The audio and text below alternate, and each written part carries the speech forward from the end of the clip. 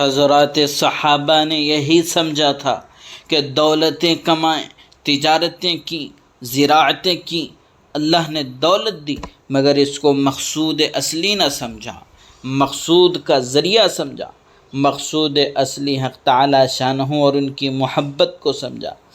اس کو ایک ذریعہ اور راستہ بنایا، اس کے ذریعے اللہ تک پہنچے۔ دولت مند دولت کے راستے سے اگر دین کمانا چاہے تو کما سکتا ہے۔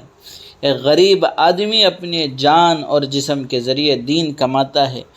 دولت مند دولت کے ذریعے اس کو جان دی، اس کو مال دیا اور دونوں کو اس نے اللہ تک پہنچنے کا وسیلہ بنا دیا۔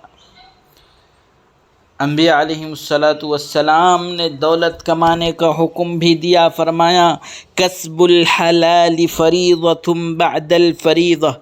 حلال کمائی کرنا یہ بھی ایسا ہی فریضہ ہے جیسے نماز پڑھنا اور روزہ رکھنا، مگر ساتھ یہ بھی بتلا دیا قلبی محبت کا تعلق اس سے نہ پیدا کرنا چاہیے،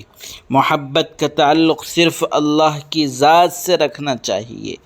دل بیار دست بکار،